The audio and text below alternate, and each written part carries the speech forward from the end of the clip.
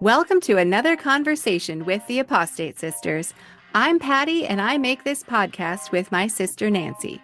We grew up in a doomsday cult called the Worldwide Church of God. Our current series is on the topic of bodily autonomy, how the rights to our own bodies were taken away in the high control environment we grew up in. And we take a look at how we might forge a path to reclaim our agency. As always, we're dedicated to creating safe, healing spaces for those coming out of cults and churches of high control. If you'd like to support the show and help hold healing space for yourself and others, you can join our Sinful Siblings on Patreon. We're excited to have you with us for these conversations. As always, thank you for being a part of our community. Let's get to it.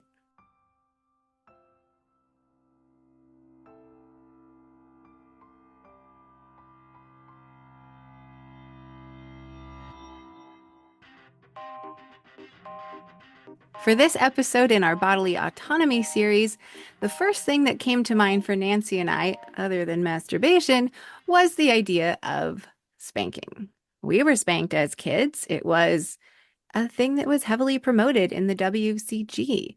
But now, as we've grown up, we have kind of a lot of big feelings about what spanking says to a child and the lasting effects that it has on them, and what it can mean for our children if we find more peaceable ways to raise them. So, this might be a little bit of a tough topic for us. The sting still lingers. So, bear with us as Nancy and I deconstruct publicly and talk about our experiences with spanking. So I guess growing up, spanking was, I don't know if it was exactly a last resort for our parents, but you I knew think you were in the most trouble if you were going to get spanked. It was kind of like a thing we got threatened with first. You knew you were in big trouble if mom actually didn't spank you and said, I'm going to tell dad when he gets home from work. right. That was like, oh Mhm. shit. And in our house, the main implement was a spoon, which honestly, I think our parents told themselves they were being not abusive or better parents because they use a spoon instead of a belt. And you're right. It's kind of like when you mentioned in our masturbation episode, Pat, you said, "Oh, well, you felt less guilty about masturbating if you used something that vibrated, like it wasn't actually using your fingers, it wasn't skin on skin." So I wonder if with spanking, it's kind of the same thing if parents use a tool instead of their actual hand, making it a little less personal. But you're absolutely right. The worst times for me, and I don't know why I feel like I got spanked so much more than you did. Gosh, they had you indoctrinated pretty hard, and I was just kind of the rebellious little black sheep of the family up to that point. And so I think I got it a lot. But yeah, the most terrifying moments were if I made some grievous error, which I don't remember what it was. I just knew it was coming. And mom would say, well, we'll talk to daddy when he gets home. And we all knew what that meant. That meant Mhm. we had abuse heading our way and we had all day to let that just simmer. Well, Yes. I think I would just sit in the corner and hide. I was terrified, Paz. I knew it was coming. And I don't know what the fuck I did wrong. That's the hard part.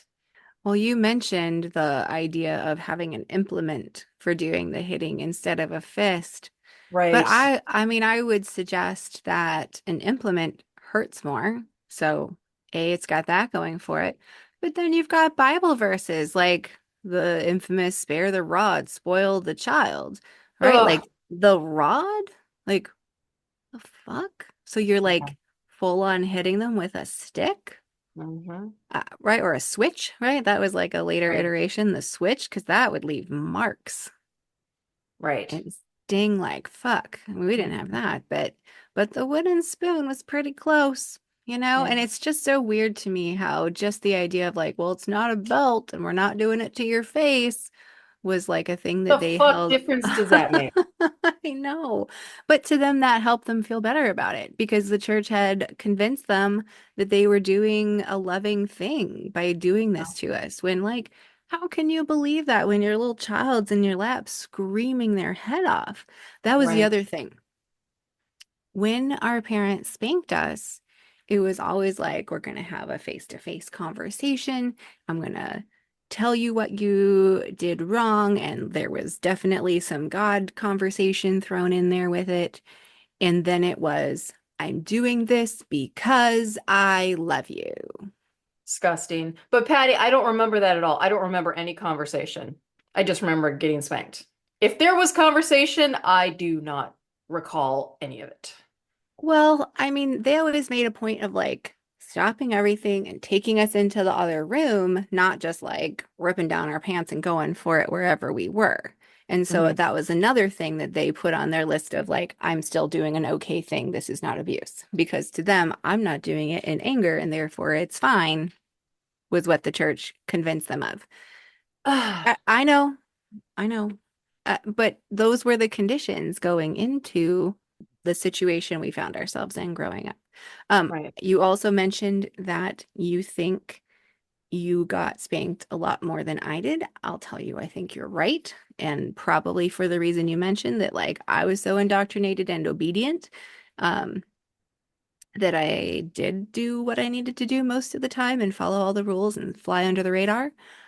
Right. However, I also was very fucking good at talking my way out of things. But I mean, as a kid, I figured out the things I could say that would cause plausible deniability of me having actually done the thing I was accused of. Right? So I'm sure you were a victim of my fast talking skills back then, Nancy. But so I think even when I was getting pinned with some kind of error or mistake that meant I needed my body to have pain inflicted on it, I was able to talk my way out of it or make up some story and deflect it. Because, I mean, especially with mom, I could deflect it. Because I think that points to the idea that, like, they didn't actually want to do that. You know, if I could give them a good enough, at least her, if I could give her a good enough excuse to not do that to me, because I made her question herself about what I did. Good job. You were managed to, well, you were very close with mom growing up, and I was much closer to dad. I think there's a fair amount of women that run the show and are completely the enforcers of their children, where the dad is Right. just kind of checked out and like, I make the money, that's fine. When we were interviewing David, one of our first interviewees, he brought up that what was his father? They were selling like specific paddles. At least there was someone in his church because he was in the Worldwide Church of God as well. And there was someone in the church, this was during the 70s, that he would specifically make paddles. And in his household, it hung up on the wall as a constant reminder to behave. Translation to obey, excuse me. And Yeah. there are cult leaders that take it to the extreme for sure. Look at Steven Anderson. Now his children are all coming out to interview saying, oh, the terrible abuse that took place in his family. And I mean, Steven surprise, Anderson, surprise. yeah, surprise, surprise. And someone like him, he has actually come out and said, "Oh, I got beaten as a child and I turned out just fine." And the Oh, rest of us are God. sitting here going, "No, you didn't. No, you did fucking not at all. Actually, I'm, you turned out I'm, horrible." I'm pretty sure anybody posting a meme or trying to say, like, I was spanked and I turned out fine is the epitome of someone who did not turn out fine and is carrying their unresolved traumas and shitting on everybody around them because they aren't over it and won't see it. That kind of reminds me, Patty, of people who say going to therapists is all bullshit. Oh, Those are the yes. people that I think need it the most, the ones that say therapy is no good, because everyone needs to talk to somebody about, there's got to be something in their background that they just feel like they can't talk to anybody anyone about. So, I mean, Nancy, we recognize that our bodies were hit Mhm. on the butt with a wooden spoon when we didn't behave right. And so that told us that our bodies weren't our own. And that's my opinion. That it was like, I'm bigger than you, and so I get to be in charge. Mhm. And if you don't listen, you're going to get injured. Like I'm going to physically use my bigness to give you pain so that you do obey. I mean, it's like, how are children supposed to learn consent in the broader world of who is They're not. allowed to have access to their bodies when it's directly taught to them from the time they're a toddler or fucking younger? People think they should hit a child. They're taught it doesn't belong to them, that it's not theirs, that their body is only an instrument for them to use to serve others, right? No, that's what the church does, though. The church says, yeah, yeah, the whole spare the rod bullshit, but that our bodies are not our own. We are very much taught that in religion, Pat. So we're taught it's God's. We're instruments to be used by God for His will. But then Holy shit, you're right. and then our fathers own it here on earth, but then our fathers give us to our husbands in the future. And so it belongs not to us at all. It belongs to those three men. If we are to Puke. believe the Christian God is a man, which it's pretty obvious that he is. So we've never had consent. We've never had bodily autonomy, and this might be jumping ahead, but that left us completely vulnerable to terrible relationships, abusive relationships in the future. We've often talked on this channel about fear and love looking like the same thing when it came to the church. And I'm talking all of, not just Worldwide Church of God, though Herbert W. Armstrong was an advocate for spanking. He has said it many times in his sermons as well as in his literature. And of course, he's taking it directly from the Bible, which the Bible advocates as well. This is where a lot of them got it. So spanking has been a part of history a long time, and whether or not our parents actually wanted to do it, they thought they were supposed to. They thought they should. Otherwise, yeah, they thought maybe we would end up as spoiled, disobedient children. But what it did for me, it stopped me dead in my tracks from asking questions. It stopped me from getting curious and excited about the world because I was therefore afraid of it. I wanted so much to not make mistakes that it almost made me like a zombie in a way. I'm a walking zombie with no thoughts, no mind of my own, just kind of scared in my own little bubble. And I didn't want to get spanked, so I did whatever it took to ensure that didn't happen. You Whether it was protected your telling, yeah, go you ahead. protected yourself, Nancy. I mean, whatever you did and the consequences of it, I want you to honor yourself because that was little you trying to figure out how you could survive and reduce your pain. You know, like you somewhere in there, your little self was like, you know what? If I am small, if I am not noticed, if I Hmm. don't, if I'm not curious about things, if I don't Right. explore, none of that is gonna happen. They're not gonna Yes. come after me and spank me, and I can be safe in my own little space, in my own head.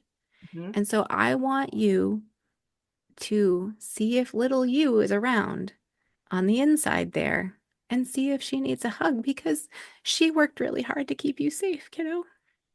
Yeah. Sorry. I just I knew you were gonna. She did, Kat. She did. And she's safe now. Yeah. Is she curious again? Hmm. Big time.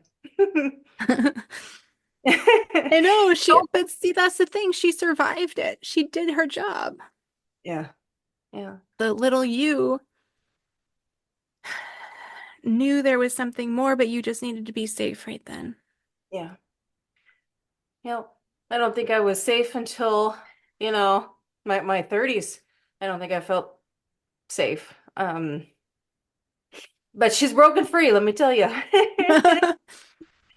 Yeah. So, yeah, she is exploring the whole world now and getting to know all the wonderful people that she should have known who could have protected her as a kid, but weren't around because maybe they were suffering the same sorts of things and they needed someone to protect them as well. So, um, yeah. I just Yeah. want to have a maybe I'll calm down for a second. You're fine. Oh, it's shitty. It's shitty. Kind of reminds me of this book that I'm reading right now, Pat. It's known as The Girl in the Green Dress. This woman who, with her 2,500 or so different personalities, protected her as a child. And most of her personalities were children because she just couldn't take the abuse that she was being endured. So, Oh my God. I know. I remember hearing some of those multiple personality stories as a kid. It's really interesting that you bring that up, though, because what I was just saying about little you, like that there's a whole therapeutic system, internal family systems, yeah. that is based on that idea that it's not just people with multiple personalities that have these little parts of themselves. It's kind of a mechanism it seems like the mind has Mhm. um, for all of us. And it's like when that abuse that someone is receiving is so bad that they can't be themselves anymore, like it's beyond just a scared little part of themselves, right? Right. That's when it like splits off and creates this other person because then I don't have to be the me that's receiving that Oh, abuse, right? yeah. But but that idea is real within all of us, even if we don't identify different personas in there. Um, it's like a snapshot, right? So it's like there are snapshots of little you if they haven't been heard and their pain felt like they're still living in there, and Oh, holding wow. that Yeah. pain. And those are the pains that when we don't like hold space for little us, and we don't like acknowledge those things, those pains kind of fester and like come out of us in unhealthy ways, for how we treat each other or like for how we treat each other, or definitely how we think of ourselves and treat ourselves with our thoughts and words on the inside, And so having that time to really acknowledge what little you went through, however like real that conversation with little you ends up feeling or not, is a way to honor that struggle, that effort that you've had your whole life, and to go back to those times when no one else was seeing your amazingness and you had to hold that for yourself. We weren't allowed to be amazing pets. No, well, that was a WCG thing too. Yeah, we weren't allowed to be amazing. We had to make ourselves small because we couldn't aggrandize ourselves. That would be taking away from God's glory. Right. God got all the credit. We got all the abuse. Yeah. Holy shit. Huh. You just said God got all the credit, we got all the abuse. Yeah. Yeah. It's true. Whew. Mm. Wow. This stuff gets Mm. kind of intense. That's what we're Whew. here for. It is what we're here for. We said we're publicly deconstructing. So here we go. Just deconstructing cultural practices like spanking. I wanted to talk a little bit about how spanking was thought of when we were kids and how it's thought of now. Yeah. Because we know the Bible is spare the rod, spoil the child, or it says you hate your kid if you don't hit them. Ugh. Anyway, So fucking disgusting. so fucking disgusting. But thankfully, reality doesn't listen to the Bible, Mm. and neither do most countries' governments. And so I was just looking at some studies trying to figure this out. And I was born in 1979, and apparently the first nation was Sweden. Yeah, Sweden. Yes. Sweden passed a no spanking law in 1979. So it's been, I'm 44, so it's been 44 years that we've had people with enough knowledge to go, hey, that shouldn't happen to children. Let's make sure that doesn't happen to children. Yeah. But as of 2021, spanking has been banned in 63 countries. Yes. 63 countries. That's a third of the world's countries. So, like, if you want, But right? Like, hello, here in 2024, why isn't it all of them? my Gosh. question is, why isn't spanking in the same category as abuse in a lot of cases? Oh, I'm sorry, you hit their face, that makes a difference? But you can hit their butt, but that's okay because you can't see it. It's just one of the most personal parts on their body. Oh, I mean, that's a really good point, too. Not just a personal part on their body, It's it's their an body. erogenous part on their body. You're right. You have brought that up Yes. too, that it becomes like a kink in some people. Some people, um, it's weird the different directions that people can take when they're abused as kids. Some people will just keep it all internal. They won't talk about it. They won't deal with the traumas of that. And it makes them a scared human being. It makes them fearful to trust others, and it makes them vulnerable to abusive relationships. Or you can become an abuser yourself and like, oh, my dad hit my mom all the time, and he hit me too. But I usually took the bait so that he wouldn't go after my mom. And then ends up doing the same thing. I'm not saying that's always the case, but it does happen sometimes. I'm like, well, if all you've ever seen is abuse in your childhood and into your adulthood, what do you think is going to happen? You're going to become like that. Spanking is abuse. There are some people that say it's not. I just don't get the distinction. Like between the two, like it's abuse either way. You are physically harming someone, whether it's just for obedience to get your point across. They did something you didn't like, and so you hit them. Is that really the solution? Well, listen, when we get to adulthood and someone uses force like that to get someone else to do something, hits them, whatever, we call it fucking assault, Yes, right? right.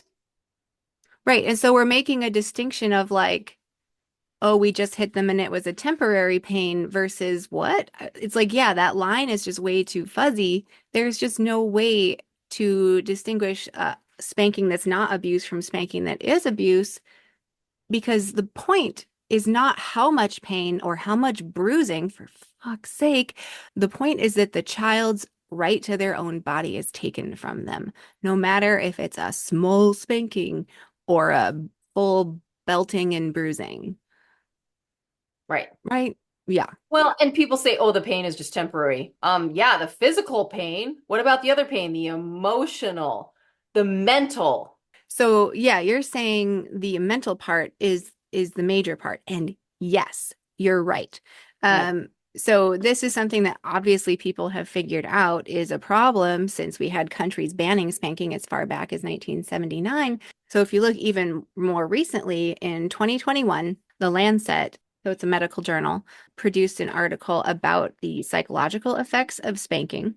Corporal punishment leads to more harm than good, correlating it with increased aggression, antisocial behavior, and mental health issues in children. Right? Okay, so that study doesn't specifically say what carries on to adulthood, but like obviously, right? Yeah. Yeah, because we're humans that had childhoods. Like we recognize that these things don't just, I'm an adult now, you Mhm. know? Okay, well, I'm curious though, Paz. There are some people that say, oh, spanking's a good thing. I want to know what those good things are. Some people say the positives that you get from being abused as a child. Please explain to me because I am dying to know. The closest I can come to anything being positive outside of just saying, that's how you train them in God's way. It comes from an evangelical, James Dobson, released a book called Dare to Discipline. And he Oh, fuck, I've advocated, heard of that. yep, yep. So Oh. he advocated hard for abusing children in this book. Hmm. Yeah. So my sense is that the data around spanking and the cultural awareness that it was problematic was kind of building because it was in 1970 that Dobson wrote that book. And you had less than 10 years later, countries were starting to actually Mhm. ban it. And so we definitely grew up with our parents feeling like spanking was the right thing to do. Yeah. It went Yeah. along with the whole soap in the mouth business as I punishment. mean, which Well, is just sure. fucking weird. It was just I mean, weird. that's worth talking about too, you know. Spanking isn't the only punishment out there that removes a child's bodily autonomy, you know. Our job is to guide and protect, Yeah. not Well, fucking hit them till they get in the box. well, what year was it when the majority of schools in the US stopped? Like the teachers used to be able to beat the children in school. Do you remember when that stopped? Was it late 1800s?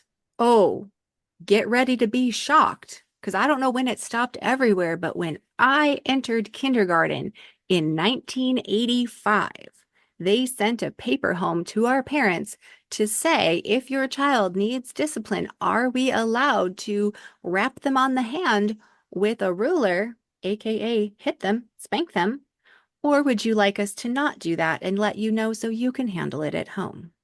This was a public school in California in 1985. I do think That's that was saying the something. last year they did it, though, Wow. right? Yeah. So you're saying, oh, did we stop that in the 1800s? Hell no, we didn't. Wow. Well, in India, again, I'm going to go international here since my husband's from India. They've still very much hit children in schools. At least I know in the rural areas, maybe not so much in some of the bigger cities, but my husband remembers one particular punishment of a neighbor kid. He did something wrong and they forced him to stand in a pile of fire ants under the tree in their backyard. Yes, as punishment. Is that not like What? horrifying? Yes, that was a one of many typical punishments in the area where he grew up. Yeah, that's like straight. It's a horror film in my opinion. Holy shit. Holy shit. Oh, okay, Pats, even during COVID, okay, so I was in India for the whole of 2020 in the middle of the jungle and in the village. If anyone was seen out wandering around during this time period, like after the curfew, the cops would go around and stick hot chili peppers up people's noses. Not What the shit. Yeah. what? Yes. I know. What the actual fuck, right? You What? want to Was talk there like about a reason for that? Like that they thought it that would that make was them just not one sick? of the punishments of no, What? it was a punishment for them being out past curfew during COVID. Betty, this is 2020 when they were doing this. I mean, shit like this is still going on. So we think we're not progressive in the US. Well, take a look I at some of these mean, other countries too. I I know. This whole thing, though, is going to be interesting because you're bordering on us getting into talking about the prison system and how that removes bodily autonomy. But I think this is kind of new as a cultural awareness. You know, it's like even though we right. were seeing the issues for kids, that it made more antisocial and aggressive kids, you know, the studies have been piling up since then of how it affects adults too, to the point that I found this quote from a psychologist. So this one is psychologist Dr. Stacy Haynes, and she says, spanking is a form of violation where children are shown their bodies do not belong to them. Right. So, I Well, mean, it's when it exactly comes what to we've been Christianity, saying. Well, right, right. But it's like the people who are experts in how we function as humans mhm. are telling us in no uncertain terms that this is not a good thing to do to our children. And I know there may be people out there saying, okay, well, what's your form of discipline then? And I can only speak for myself and say the ways that I would have appreciated being disciplined, so to speak, if I made a mistake, which obviously when we're children, we're still getting to know our emotions. We know nothing about the world yet. We're exploring it. And we don't know why we make mistakes. We don't know why someone tells us not to do something without explanation and we just want to do it for ourselves because I think in our minds, right, Patty, isn't it like we want to be able to make the mistake for ourselves so that we learn? That was the only way I learned. If someone told me not to do something, I still wanted to do it so that I could actually figure it out for myself, which is one of the reasons I steered clear of Christianity in my later life. I'm just like, I don't believe this shit because I looked it up myself. I wasn't just doing what somebody told me to do. I think you're right. I would have just as much angst about rote learning as I do about do's and don'ts dictated by Mm. a God. Yeah, Yeah. rote learning teaches So, us nothing. Like yeah. we have the internet, we can look things up. Only the internet has to remember things by rote. We need to be creative thinkers. We need to be curious. We need to be systems thinkers to understand how everything impacts each other, Yeah. right? Like, yeah, we do not need to be learning in those kinds of ways anymore. And I mean, honestly, it seems to me that spanking was probably a really helpful way to make neurodiverse children pretend to be neurotypical. I'll give you an example that does stick out to me. I was out and about somewhere and I saw a family, walking to a parking lot, and then their child ran into the parking lot when, there's a couple of cars moving around. The both parents just decided to scream at the child and say, "I told you not to go in the parking lot," and then they continued to hit this child. And I thought, well, you know what would have worked for me as a child is to have you pull me from the parking lot and say, "Hey, that can be dangerous when you do that, and here's why." Explain, like, we love you and we don't want to see you hurt. So don't go into the parking lot, please. Okay, Well, you could get hurt. Instead, it went back to them to be like, "I told you not to do this. You didn't listen to me." Whack. oh And my that God. the kid remembers. Oh. That's all they remember. They don't remember why they're not supposed to go into the parking lot because they never fucking explained. All it came back to was, "I told you not to do something and you did it. So here's your punishment." Right. If we are told a thing like that, given the reasons why, we have amazing brains. All of those We reasons do. why our brain can connect up and it like adds to a bigger understanding of the world, right? Right. You're Hmm. absolutely right. This is a discussion with our children. This is guidance. This Right. is not a command and obey situation. Like maybe it's how much war the world has had or something, or it's just patriarchy. But like, how did we get in this place of thinking, I'm bigger, I tell you, you do? Like, Yeah. that is Well, so devoid of our humanity. but we never even had an explanation. There may be some families that explain why they abused the kids. I don't remember it. I remember doing something. Okay, you remember that straw I used to twiddle by my face? For whatever reason, I did that. I think it was because I just had so much anxiety and I had nowhere to put it because everything stayed up here and here. It didn't go anywhere. And so I bounced in my seat. I was like a little crazy person that probably needed medication. I think it's pretty obvious that I'm ADHD past. It's obvious. But as a kid, what was I supposed to do with all that like stress and anxiety sitting during a boring church service that I didn't even understand? I had nowhere to go with that stress. And so I found my own creative little way to deal with it through sticks and with straws.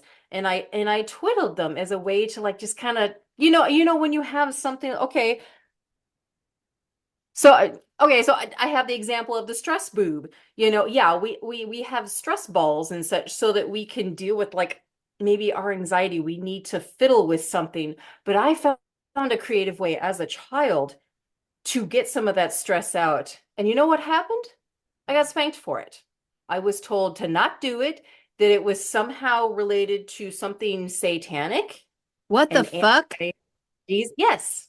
I remember dad telling me not to, but I just couldn't stop because I had that much shit I needed to get out. And I found this creative way to help with my anxiety because I didn't have medication. I didn't have anyone to talk to about anything.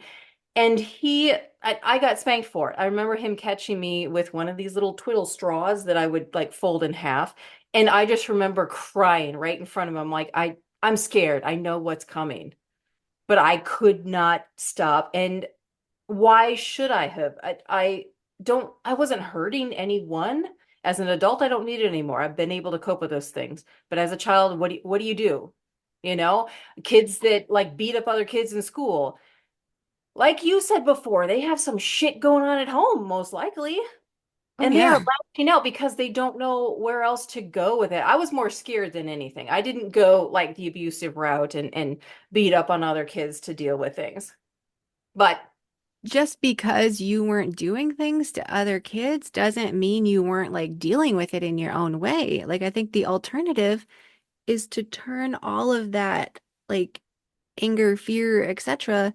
inside, right? yeah, So that you tell yourself you're nothing. You tell yourself you're not good enough. You tell yourself you can't do this or that, right? And so, I mean, it's not that that energy is not going anywhere and not doing anything. It's more than just stuck within you. Like it's affecting you and it is. it's affecting as you move forward, Yeah. right? Until you deal with those things and hold the space for yourself and like really honor that little you that Yes. tried so hard and found creative things like a twiddle straw, you know? I was a creative fucking child. Never You got were. credit for it. In fact, that was looked almost as a bad thing in our household. If you have, like, because you're supposed to not be creative, you're supposed to conform. That's what Christianity in general does. Or I should expand that to all religions. Creativity was squashed immediately. They want conformity. You're supposed to be one specific way. And if you're not fitting into that box that you so often say that you bring up, they're going to find a way to destroy it. Mm. Right. Whatever parts of you don't fit in the box, they're just going to lop them off Right. and cram you in anyway, because their box is more important than all of you Hmm. to their way of thinking about it, or at least their way of behaving about it, you know? I don't Right. think anyone's thinking of it that way, but that is the effect because of all of their own abuse too. You know, this is a trauma situation that we just keep passing on until we get on the internet and talk about how terrible spanking is and oh my God, don't fucking do it. And hey, if you were spanked, you need to hold some space for that and it's okay and it wasn't you that was bad. Yeah. Plain and simple. Or at It least it should wasn't. be. Yeah. Yeah. If you were spanked, it wasn't you that was bad in that situation. It was the person hitting you. I Yeah. heard this described by someone talking about a Dr. Seuss book, One Fish, Two Fish, Red Fish, Blue Fish. Yep. Hmm. There is a line in there, a couple pages in, something about, um, and I won't have the whole rhyme, but it was like, and some are very, very bad. And it showed a big fish like hitting a little fish for Hmm. the very, very bad. And I think I Yeah. always took that as like I did take that as the one that was doing the hitting was the bad one. But Well, I right. have right, but I have heard kids or people who were kids then talk about reading that part and thinking that it was the fish that had just gotten hit by the bigger fish that was being told by the book he was bad. So which was Because it? I mean, I guess I don't know for sure. Hmm. It's just Interesting. the depiction on the page. So maybe it's a Hmm. little bit open to interpretation, but it's interesting to me that, you know, despite being spanked and understanding that getting hit in that context meant you were bad, Hmm. it didn't hit that way for me in the book, but for some people it did. Like think about that. They saw a depiction of this cartoon fish hitting another fish saying some are bad, and they thought it was the little one getting hit. Like, I know I said it twice now, but like, oh my God, just let it sink in for a minute. And I don't think I can stress this enough. You know, like kids that get hit as children for not obeying, it leaves them vulnerable to abusive relationships and say, well, my boyfriend is hitting me, so it must be me. I'm doing something wrong. And it just continues of like you just try to keep work on improving yourself. It's not you. He doesn't have to take responsibility, and I'm sorry to use the term he. It can be she as well. Um, my abuser. You know, we were talking about these lasting psychological effects, and clearly we need to recognize this more in our society. And and realize this is a thing that probably a lot of people are going to need to work through. And clearly, by the evidence of the memes saying, I was spanked and I'm fine, a lot of those people aren't going to realize that they're hurting so bad on the inside from their abuse as a child. There's actual memes out there that say I was spanked and I'm fine. Oh, hell yeah. Oh God. Oh, yeah, yeah. So there is another consequence that I have kind of figured out seems to stem from childhood spanking and abuse. Quite a lot of times, people who are into various kinks and or fetishes will Hmm. say that they can report having had a childhood with spanking and or other types of abuse. And it probably doesn't have a clear straight line drawn between the two, but I think it's pretty obvious that childhood abuse can have a marked effect on an adult's sex life, even leading to developing kinks and fetishes. And now I would tend to kind of fall on the side of feeling like those kinks and fetishes then are in a little way like a treatment kind of for how Right. the Hmm. person feels, because there is a lot of like reclaiming of bodily autonomy to be had within spaces like that, either reclaiming their own autonomy or deciding, often BDSM type things have like a dominant submissive kind of relationship going on. And Right. Yeah. so, people will find themselves on both sides of that, I think, as they process, well, as they potentially unconsciously process their trauma. I think for some it's more conscious. Um, but they may find themselves on the dominant side because being able to be the person in charge in a place where it's safe and there's consent can be a healing way to regain their power. I think for other Hmm. people, they'll choose to be on the side of the submissive because if they're the ones deciding, I'm going to put myself in that place, so therefore I get to choose that, where in the past it was chosen for me, can also be a way that people find that they can reclaim themselves through those types of activities. Hmm. So I did do a little bit of extra looking into it. That was kind of just like where I came to this conversation and thinking about it. Um, but looking into it a little bit more, it actually is a phenomenon that's understood to be a real thing. So there's like a lot of psychological reasons for why it happens that way. In some cases, children may unconsciously associate pain or submission with authority, love, or approval. If physical punishment is accompanied by emotional intensity or followed by comforting, yikes, or followed by comforting, it can Hmm. create an emotional link between pain and care. This can manifest later as an eroticization of similar sensations or scenarios in adult life. And like, I will not kink shame anyone. Like, I think whether it comes from abuse or not, those forms of expression are, as long as everything's consenting, are totally valid and can be a safe part of the human experience. Right. So by pointing out that they come from abuse, I'm not saying they're wrong. I just want to be really clear about that. Hmm. Okay. Another mechanism would be the power dynamics at play. So physical punishment often involves clear power differentials, which can later be eroticized. The dynamic of dominance and submission, like I was talking about, for example, can become appealing if a child learns to associate punishment with power and authority figures. Oh. Yikes. Okay. Oh. Yikes is right. The third Wow. mechanism that can like transfer that into adulthood in that way is a neurological response to stress. So, the body's response to stress or pain can sometimes release endorphins and other neurochemicals that create a sense of relief or pleasure following the punishment. This neurological association between pain and pleasure could contribute to the development of kinks where these sensations are sought in a controlled, consensual environment. And I will still say that the controlled and consensual part of that is the part that should make everybody like let out the breath they've been holding, right? Hmm. Like, It's okay. We're gonna be okay. It's just humany of us. So the last mechanism mentioned as I was looking into this is the internalized shame and repression. So, Mhm.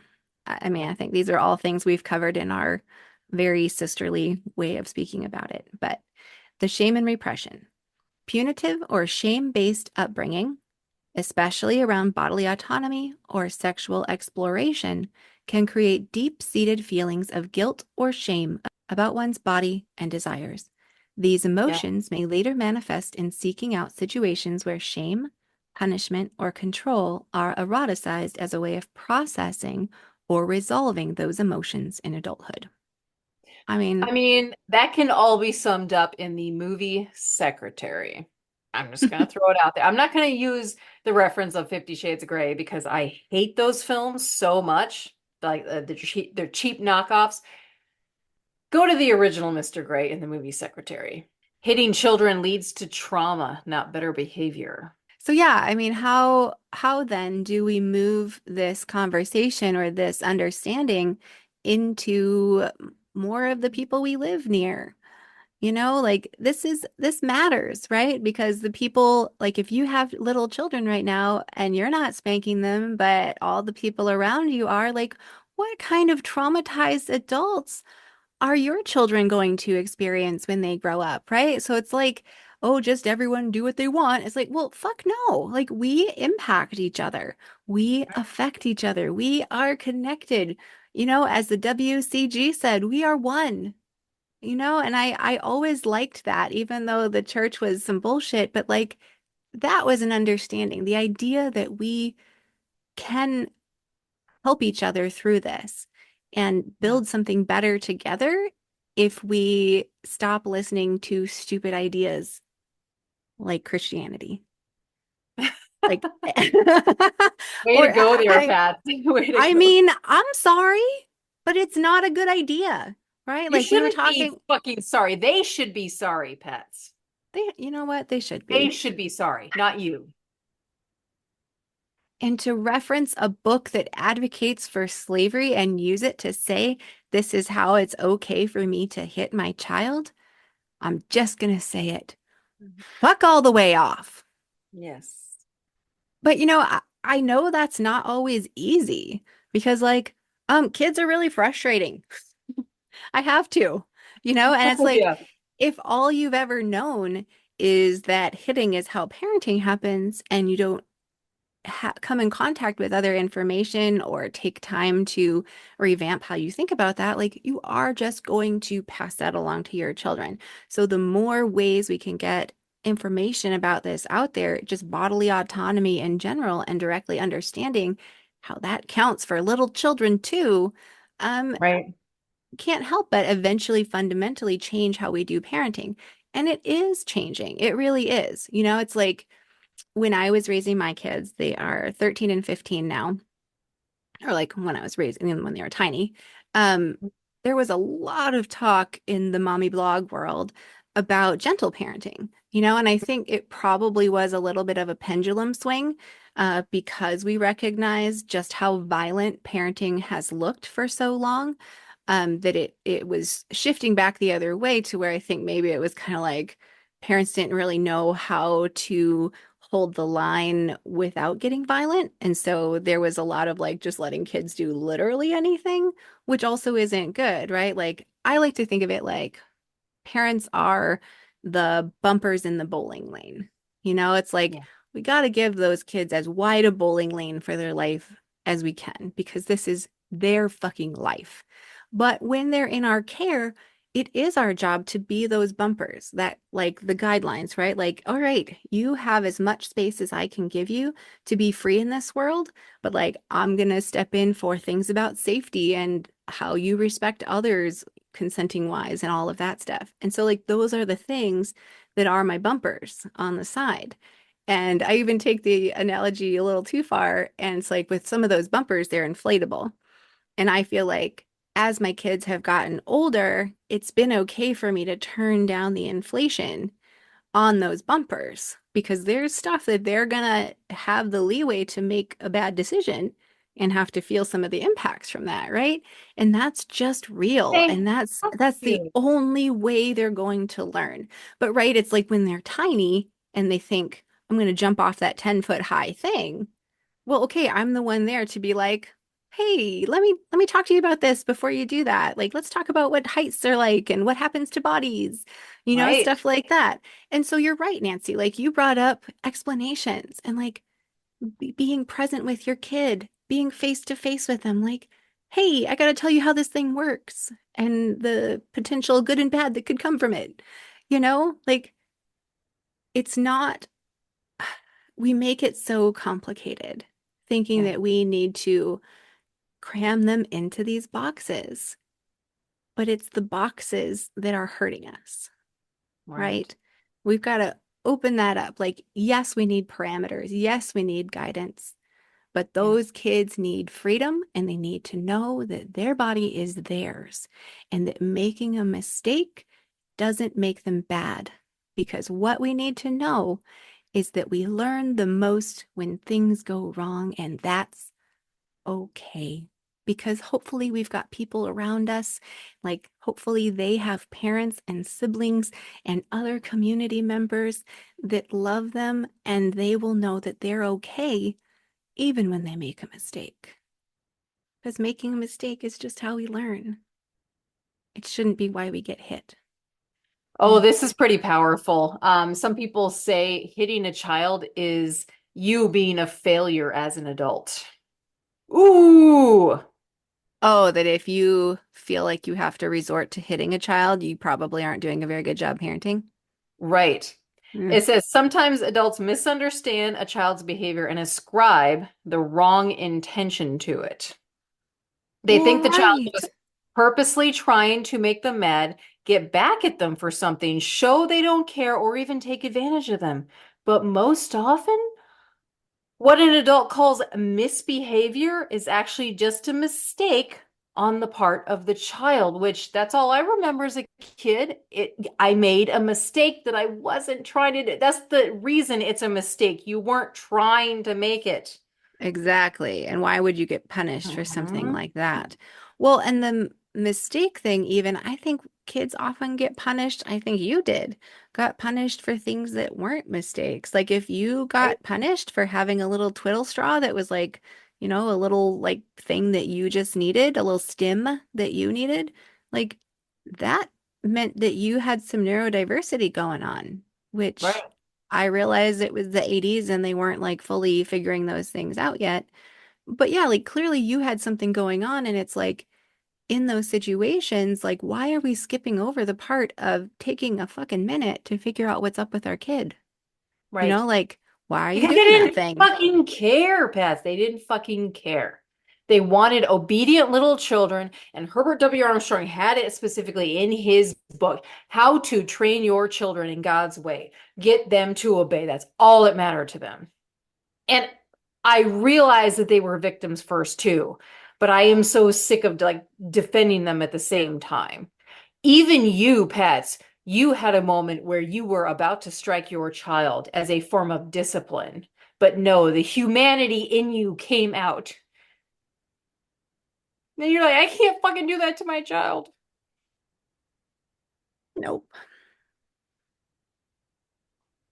You Because I couldn't do that to remember. your child.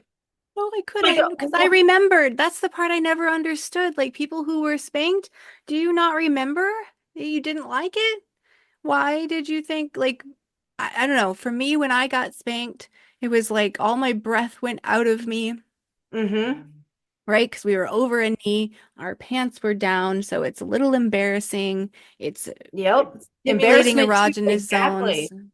Well, it's like I couldn't breathe. It was like I literally couldn't catch a breath while I was being spanked, and it was terrifying.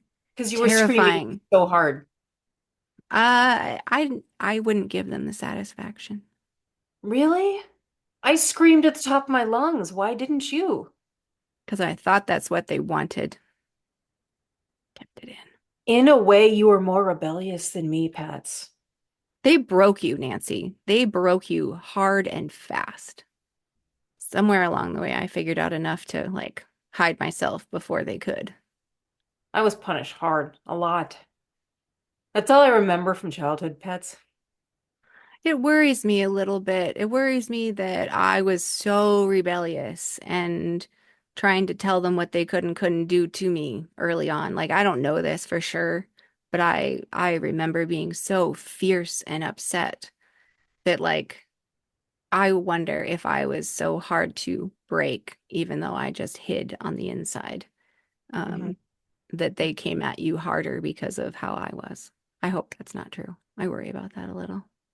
It could be, but that's okay. If I took some of the brunt that you didn't, I'm okay with that, pets. Or if you were more rebellious than me and they had to break you harder. I don't know.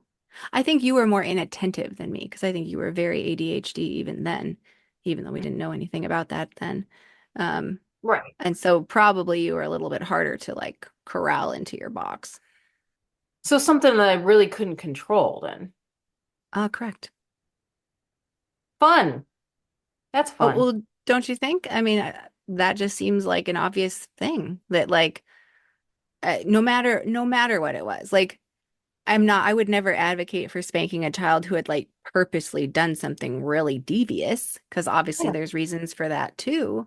But like, Which I I, never did even no, once, Pat. I never once did something knowing that I wasn't supposed to. right, It was all a learning curve. right. But there was no room to learn. No, Got right. smacked down every time I tried to progress. Yes. Yes. Corporal punishment damages a child's ability to learn and grow and feel safe. Hmm. Hmm. Corporal punishment, spanking, is damaging. Yeah, It's damaging to the children, it's damaging to the adults they become. right. And our church promoted it. Churches of high control, evangelicalism, even fucking mainstream churches still think this is the way to be. And it's wrecking us, it's ruining society. Experiencing the pain that we hid is the only way out of that pain. But when we're a grown up, we get to like be our own parent, right? And like kind of hold ourselves as we feel that pain, Yes. you know? Yeah, And to recognize we're actually okay. Like it didn't mean we were bad then, and we certainly aren't bad now right. because that's the feeling we carry, right? When we Yeah. get spanked, it's the feeling that we're bad. Well, either that we're bad or that the people hitting us are bad, depending on how we think of it. Um, but yeah, if we Yeah. go on thinking we're bad, we're just going to carry that I'm bad feeling, never realizing it came from people doing something to us that they shouldn't have had the right to do Hmm. for reasons that make no goddamn sense that a child should have been able to do, handle, keep up with, etc. I actually do have, I wouldn't call it a good relationship, but I have some resemblance of a relationship with our parents, our other two siblings. You, for the most part, do not. You have kind of, in a way, I don't want to say you've closed them off from your life. You just don't feel it's important to have them in it because of their reactions to you. So I'm kind of wondering, like, if I was the one that was abused the most by them, and yet I still have some resemblance of a relationship with them, what is it that kind of drives you to not want really much of anything to do with them now? Because sometimes I think in my mind, Pass, I'm like, yes, I would love to just smack our father across the face and be like, you fucking asshole had no right to do that to me.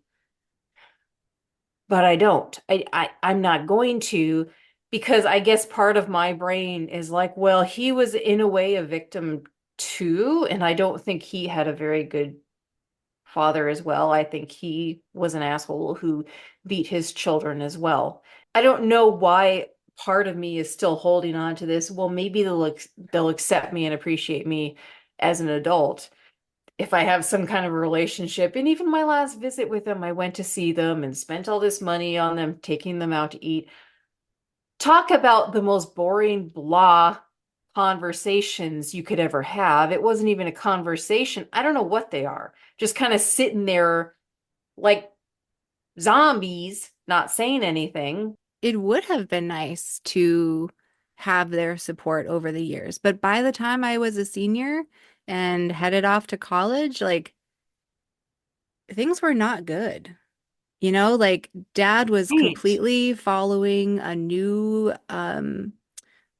guru, sorry, no, following a new prophet who claimed to be God's end time prophet yet again. And Hmm. I mean, their whole life was completely focused on the end times and making sure they were doing the right thing so that when Jesus came back, they'd get to go to the place of safety. Such that I don't feel like they ever gave a shit that I was like that I got awesome grades. Like that was a thing I could do. Because you Um, did. I, Mine were terrible, but you got awesome grades. but I knew how to obey. And honestly, in my opinion, that is a good portion of, at least back then, what would get you good grades is you did the work. You were told what to do and you did it. I always wondered if it was because they didn't want to make you feel bad since grades weren't your thing. But like Really? Nancy, I never got told good job. I think as a kid, I did okay. Like I knew it was good, and that got me on like the honor roll at school and whatever. So like the acknowledgement, Was the there. right, like I got acknowledged for the work I did for whatever, how I was in school. Um, and so I really clung on grades because the grades told me I was doing good. And so that was more concrete than behave this way for God or you'll, not make it into the kingdom or Oh whatever. God. Which you Um, believed in the kingdom of God, right? I mean, I guess so. I had to. Like there was no other option put in front of me, at least at first. Um, but it's fear, right? Things that are based in fear stick. So it's like it's not that I didn't want that. I'm sure I did, but like our little brains, they have needs and they're going to find a way to meet their needs. And so if I was getting some of those approval needs met through my teachers at school, I was okay, even though I wasn't getting it at home. You know, Right.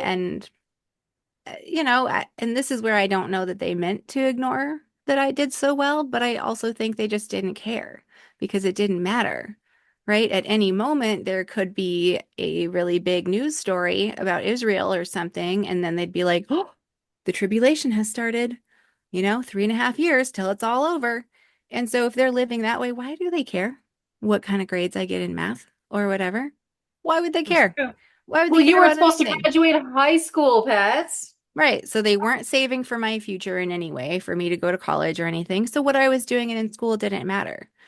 Right. Mm. So this is the context in which I became a grown-up. Dad got into some other cult guy as I'm graduating high school.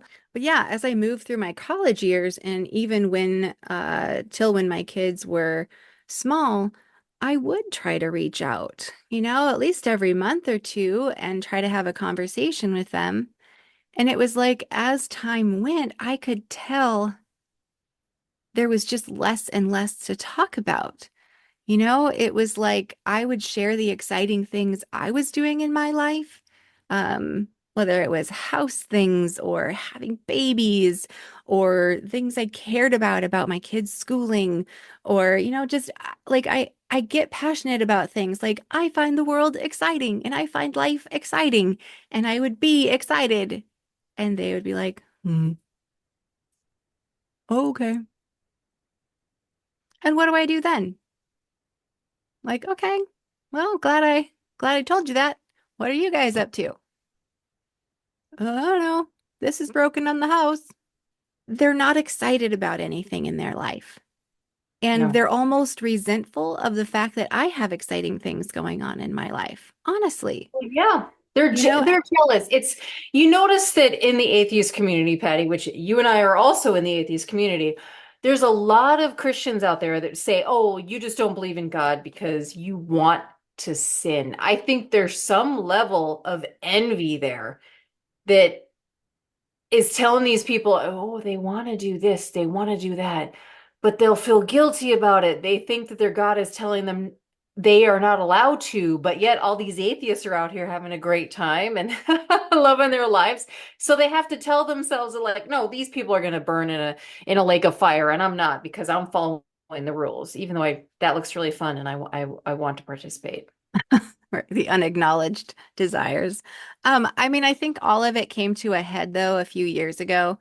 And it definitely like dampened down the relationship even more when I had started in an attempt, honestly, to stay connected to them. I had started creating like a monthly batch of photographs that I would send out, a monthly album to a few Yep. people. And this was also Yep. leaving after like not being on Facebook so vividly or not being on Facebook so much anymore. I Mhm. thought there are a few people I want to keep in the know of our kind of daily life, you know? And so Yeah. I started sending out these monthly photo albums. And it wasn't too long before I got one back or a message back from our dad saying, please don't send these to me anymore. It makes me too sad to see people I love breaking God's laws.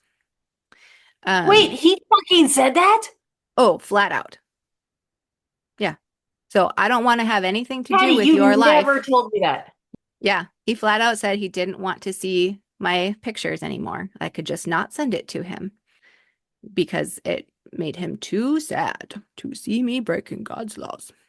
You know why? Because that month, well, there was maybe a few things that month, to be honest, but that month was June, and I took my family to the Pride Festival here in town.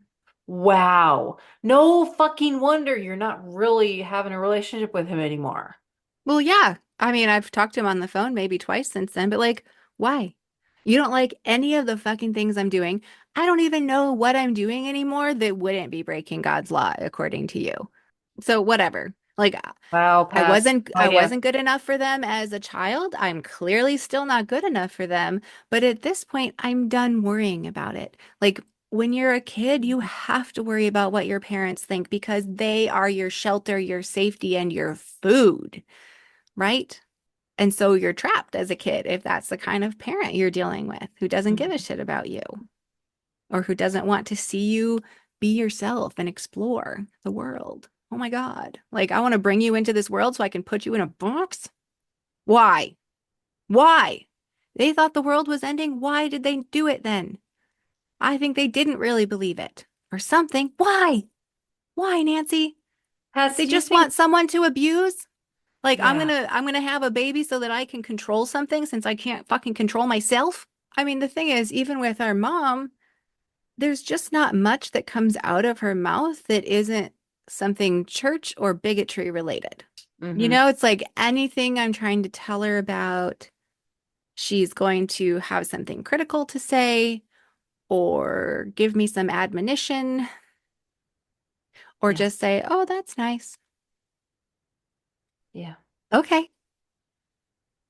So, how's your life? You know, like I don't know. It's just so sad.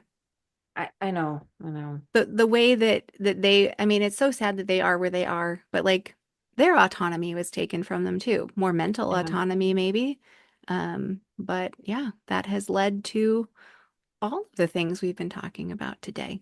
But they were not strong enough to say, hey, I'm going to be a cycle breaker and not do this to my children so that the cycle continues because they never dealt with their trauma. They let it fester and continue on in all of us children. But at the same time, this is sort of an awakening for all of our society, right? Yeah. Like, you know, who knows why we're dealing with how terribly violent we have been as parents, you know? Is it the world wars? Is it who knows, right? Like, how did this happen? I don't know, but thankfully, recently, we've started to get on this idea that people own their own bodies and that we should do things like have consent, right? Like this is sort of new and it's we're not there yet.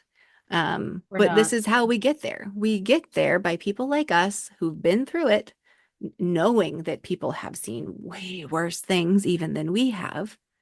and may not be able to talk about it, but we're on that edge where we can still talk about it here, but recognize what's happening to be able to put our voices on the internet and to have other people hear us, have that resonate with them. Maybe they put something new into practice because they feel Mhm. validated by what we've said. Maybe they get out there and share their stories too. Like, this is how it happens. We don't get to flip a switch and change things for our society. It only happens by us getting out here and talking to each other and holding space for the pain that each of us have shared, Yeah. because it doesn't make us bad that these things happen to us. They just happen to us. Right. We didn't choose it. And Yeah. most of the time, we weren't emotionally in a place where we could have made different choices anyway, even if we Right. had the freedom to do so. And so there needs to be like I think forgiveness can be used to let abusers get away with their abuse Oh, yeah. sometimes. Mhm. And so to me, the main forgiveness that we still need to maintain a connection to and really work on is the forgiveness for ourselves, Yeah. right? To recognize the situations we were in and the bravery we had and the things we tried so hard to do right, even if we fucked it all up and it all went wrong. Like, nobody was trying to fuck it up. I often say, Pats, I wish I could have had you as a parent instead of the ones that I did. And in a way, you were, even though it was a little delayed. You know, you sort of became my parent after I turned 17 and my parents abandoned me. Yay. And here we go. Yay. Well, we knew today was going to be a little bit of an intense day, and it has been. But it sure has been nice to talk through some of this with you, Nance, and like feel all of our feels. Yes. Thank you, everybody, for joining us for this episode on spanking and punishment here in our bodily autonomy series. Now, you're not going to want to miss what's coming up for the rest of this series. We are going to be talking about such topics as purity culture and circumcision. So come on back to the Apostate Sisters next time. Like and Yes. subscribe. Yeah, that's right. Mm-hmm. Mm-hmm. Share it with all your friends.